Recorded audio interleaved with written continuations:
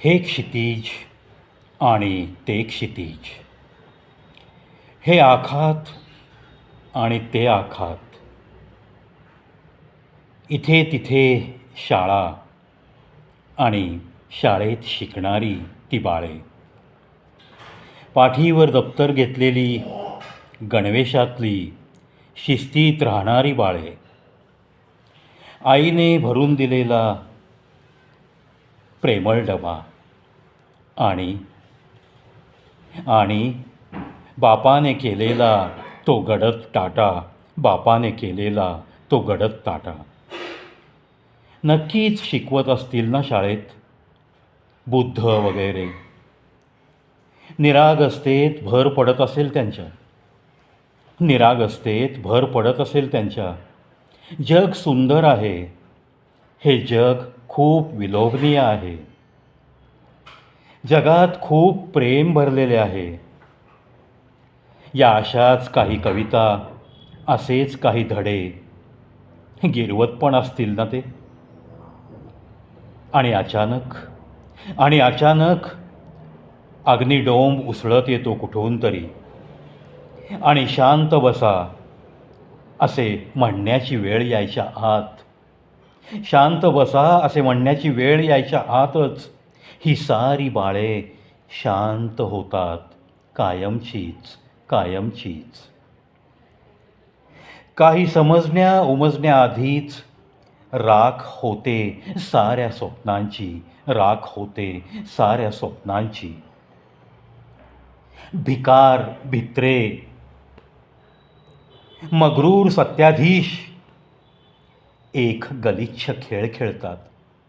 भिकार भित्रे पण मगरूर हे सत्याधीश एक गलिच्छ खेळ खेळतात. आणि कशासाठी? जगावर राज्य करण्यासाठी. पण या मगरूर सत्ताधीशांना फाट्यावर मारत ही बाळे, पण या मगरूर सत्ताधीशांना फाट्यावर मारत ही बाळे शांत झाली तरीही त्यांची निरागसता कायम ठेवतात, कायम ठेवतात. आपल्या त्या गोंडस चेहऱ्यावर त्यांचे धडे आणि त्यांची धडे, त्यांचे धडे आणि त्यांची धडे वाकुल्या दाखवतात या भेदरट सत्ताधीशांना, वाकुल्या दाखवतात या भेदरट सत्ताधीशांना. आणि सांगत राहतात या भेदरट सत्ताधीशांना, आम्ही शांत आहोत, आम्ही बुद्ध आहोत, आम्ही शांत आहोत, आम्ही बुद्ध आहोत. ते सांगतात, अत्यंत निर्भीड होऊन सांगतात.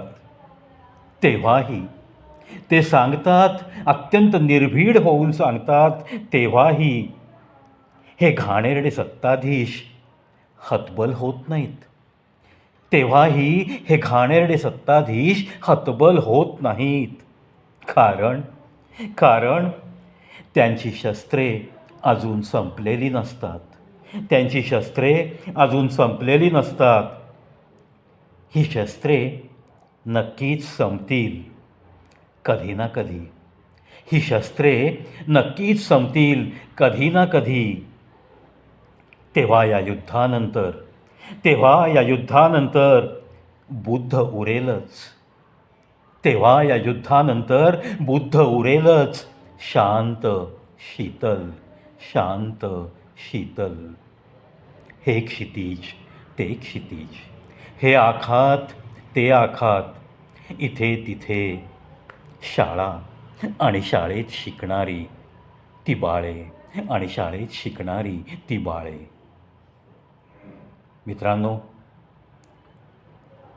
जे काही सध्या जगात चालू आहे, रशिया युक्रेन घ्या किंवा अमेरिका इस्राईल वर्सेस इराण घ्या, आणि मग इराणकडून कुवेत, दुबई, सौदी अरेबिया, जे देश या अमेरिका आणि इस्रायलला सहकार्य करतात, ज्या देशांनी एअरबेससाठी जागा दिली आहे, त्या देशांवर इराण हल्ला करतो आहे. रशिया युक्रेनचं कित्येक दिवस झाले युद्ध चालू आहे. इस्रायल हमासचं कित्येक दिवस झाले हे युद्ध चालू आहे. हा युद्धाचा भडका कुठून कुठपर्यंत जाईल हे काहीही सांगता येत नाही. आज गाझापट्टीवर जेव्हा बॉम्बिंग झालं, जेव्हा क्षेपणास्त्र डागली गेली इस्रायलकडून, तेव्हा निरागस बाळं कितीतरी मेली ना. जेव्हा हमासने इस्रायलवर हल्ला केला तेव्हा कितीतरी निरागस बाळांचा त्यांनी शिर कापून खून केला. माहिती आहे ना, आठवतं आहे ना, पाहिलंत ना आपण टी व्हीवर.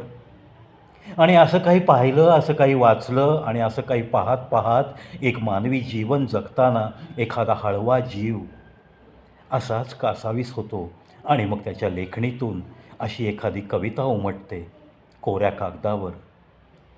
हा कवी अतिशय चांगलं कार्य करणारा एक कवी आहे. Caring hands, Talegaon Dabhade, MIDC विभागाच्या थोडंसं पुढे जी एक संस्था आहे केअरिंग हँड्स या नावाने, त्या संस्थेत ही व्यक्ती, हा कवी कार्यरत आहे. शैलेंद्र मसलेकरजी या कवीच्या या लेखणीतून उतरलेले हे हळवे भाव अक्षरशः पापण्या भिजवतात. आणि मग त्यांच्या परवानगीनेच त्यांच्या या मनातले तरंग कुठेतरी माझ्या मनभावनांशी जुळत होते आणि म्हणूनच त्यांची मी परवानगी मागितली आणि त्यांच्या लेखणीचा सन्मान करायचं ठरवलं. त्यांची परवानगी मागून आज माझ्या चॅनलवर ही त्यांच्या छाताडातनं निघालेल्या भावभावनांची एक मालिका, ज्याला आपण कविता म्हणतो, ही कविता माझ्या चॅनलवर अपलोड करून तुमच्या मनापर्यंत पोहोचवण्याचं कार्य हे मी करतो आहे. अर्थात सगळ्यांचीच मनं तशी पाहिली ना तर खिन्नच आहेत. कारण हे युद्ध नको आहे आपल्याला. युद्ध नको, बुद्ध हवा आहे. आपल्याला सगळ्यांना शांती हवी आहे. आत्ता आपण पाहिलं ना नुकतंच 13,000 किलोमीटरची पायी यात्रा या बुद्ध विश्वास ठेवणाऱ्या, बुद्धिझम जगणाऱ्या या बौद्ध भिक्षूंनी 13,000 किलोमीटर चालत चालत एक शांती यात्रा काढली होती. आणि त्यांच्यासोबत एक शांतीदूत होता, आलोका नावाचा भारतीय भटका कुत्रा, ज्याला भटका कुत्रा म्हणून कलकत्त्यामध्ये हिणवलं जात होतं. वाटेल ते खात पीत जगत होता बिचारा. का कोणास ठाऊक, पण त्या आलोकालासुद्धा वाटलं की चला या शांतीच्या पदयात्रेत आपण सुद्धा सामील व्हावं. पण या आलोकाकडं बघून, त्या बौद्ध भिक्षूंकडं बघून या सत्ताधीशांची हृदय ती नाही पाघळली हो, ती नाही पाघळली. अतिशय मगरूर सत्ताधीश असा या कवीने एक शब्द वापरला आहे. अतिशय परखड असा शब्द. योग्यच. शस्त्र संपतील तेव्हासुद्धा खाली बुद्ध उरेलच, शांत, शीतल. चला, जगामध्ये शांतीसाठी तुम्ही आणि आम्ही प्रयत्नशील राहूयात. तुम्ही आणि आम्ही खूप सामान्य आहोत. प्रयत्नशील राहणं म्हणजे फक्त एका जागी बसून त्या विधात्याकडं प्रार्थना करणं इतकंच आपण करू शकतो. पण तितकंच करायचं आहे तुम्हा आम्हा सगळ्यांना. या कवी शैलेंद्र मसलेकरजींना कवी प्रवीत शो यूट्यूब चॅनलचा मनपूर्वक प्रणाम, मनपूर्वक प्रणाम. त्यांच्या या भावभावनांची मी खूप मनापासून कदर करतो आणि त्यांना इतकंच सांगेन की आपल्या छाताडात एक चांगलं धडकणारं हृदय दिलं आहे त्या विधात्यानी. आणि म्हणून तुमचं जे पेन आहे, आपकी जो कलम है वो कभी भी नहीं रुकनी चाहिए, हे लिहितं असलेलं पेन हे सतत कार्यरत राहावं याच मी तुम्हाला सदिच्छा अर्पित करतो. शैलेंद्रजी, you are simply great poet. Thank you.